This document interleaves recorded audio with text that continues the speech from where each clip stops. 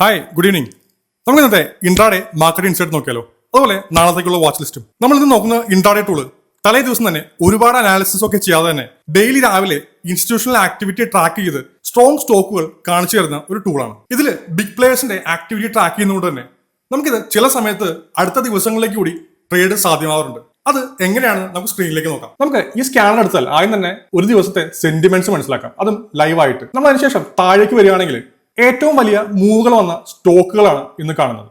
ഈ history tab നോക്കിയാൽ നമുക്ക് ഇന്ന് ഈ സ്റ്റോക്ക് ആദ്യമായി ഈ സ്കാനറിൽ വന്ന ടൈമും അതുപോലെ വന്ന പ്രൈസും കാണിക്കുന്നു. ഈ കാണിക്കുന്ന ഗ്രീൻ ഡോട്ട് മനസ്സിലാക്കി തരുന്നത് ഇതിന് മുൻപത്തെ ദിവസങ്ങളിൽ ഈ സ്റ്റോക്ക് ഈ സ്കാനറിൽ വന്നിട്ടുണ്ടോ എന്നാണ്. അങ്ങനെ വന്നിരുന്നുവെങ്കിൽ നമുക്ക് ബിഗ് പ്ലേയേഴ്സിന്റെ ആക്ടിവിറ്റി ഉണ്ടെന്നും വരും ദിവസങ്ങളിൽ നല്ലൊരു മൂവ് വരാൻ ചാൻസ് ഉണ്ടെന്നും നമുക്ക് മനസ്സിലാക്കാം. നമ്മൾ ഒരു സ്റ്റോക്ക് ഓപ്പൺ ചെയ്യുകയാണെങ്കിൽ നമ്മളിവിടെ ഉപയോഗിച്ചിരിക്കുന്നത് ഒരു ഇൻഡിക്കേറ്റർ ആണ്. ഈ ഇൻഡിക്കേറ്ററിൽ നമ്മൾ എടുത്ത സ്റ്റോക്കിൽ ബിഗ് പ്ലേയേഴ്സിന്റെ ആക്ടിവിറ്റി ഉണ്ടെങ്കിൽ ഈ കാണുന്ന ഗ്രീൻ ബാറുകൾ വഴി നമുക്ക് അതിന്റെ സ്ട്രെങ്ത് മനസ്സിലാക്കി തരുന്നു. ഇപ്പോ ഈ സ്റ്റോക്ക് കണ്ടറിയാം രാവിലെ ഓപ്പൺ ആയത് മുതൽ വൺ സൈഡ് മൂവ് ആണ് നമുക്ക് തന്നിരിക്കുന്നത്. ഞാൻ ഗ്രീൻ ഡോട്ട് പറഞ്ഞതുപോലെ ഇതിൽ ഏതെങ്കിലും സ്റ്റോക്ക് ന്യൂ എന്ന് പറയുന്ന ഒരു ടാബ് കണ്ടു കഴിഞ്ഞാൽ അതിന്റെ അർത്ഥം ഈ സ്റ്റോക്ക് ആദ്യമായി ഇന്നാണ് ഈ സ്കാനറിൽ വരുന്നത് എന്നാണ്. മൾട്ടിപ്പിൾ ഡോട്ടുകൾ ഉണ്ടെങ്കിൽ അതിന്റെ അർത്ഥം ഈ സ്റ്റോക്ക് മൾട്ടിപ്പിൾ ഡേയ്സ് ആയി ഈ സ്കാനറിൽ വന്നുകൊണ്ടിരിക്കുകയാണ്.